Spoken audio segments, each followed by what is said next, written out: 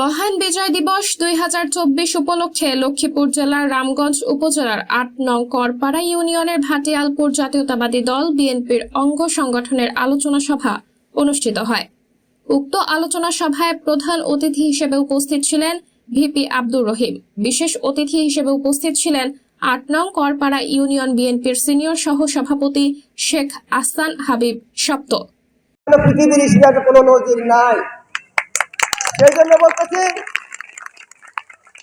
আওয়ামী লীগ আগামী দিনে ক্ষমতা আসবে, এটা দুরসায় প্রণীত হয়েছে। আমরা লক্ষ্য করছি আমাদের ভিতরে যেন কোনো অনুপ্রবেশকারী ঢুকতে না পারে।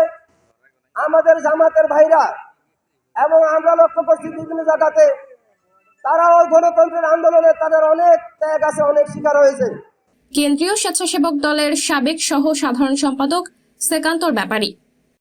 সম্মানিত ৮ নং করপাড়া ইউনিয়নবাসী, আপনারা জানেন 1997 সালে হানাদার বাহিনী, একটি হানাদার বাহিনী, সেটি হানাদার বাহিনী আওয়ামী সন্ত্রাসীদের কারণে ৮ নং করপাড়া ইউনিয়নে 120টি ঘর বাড়ি জ্বালানো হয়েছে।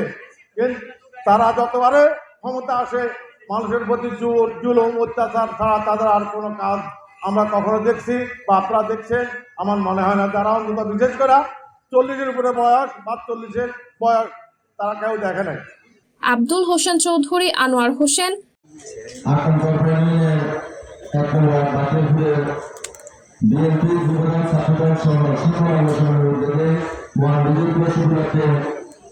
আজকের এই আলোচনা সভার সম্মানিত সভাপতি,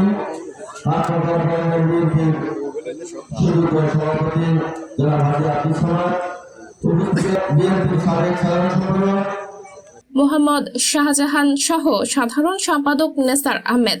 একটা জিনিস মনে রাখবেন, আওয়ামী লীগ বাংলাদেশে আর আসবে না। বাংলাদেশ থেকে আওয়ামী লীগ বিতাড়িত হয়েছে।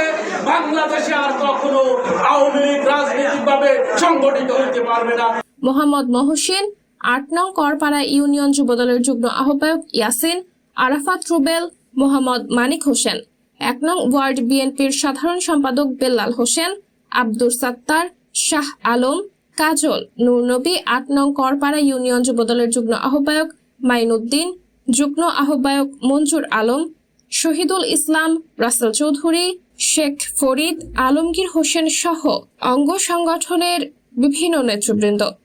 এ সময় সভাপতিত্ব করেন ৮ নং করপাড়া ইউনিয়নের বিএনপির সভাপতি আব্দুস সামাদ। সঞ্চালনা করেন ৮ নং করপাড়া ইউনিয়ন যুবদলের সদস্য সচিব কাউসার হামিদ। সাবরিনা জলিল, সবার কথা।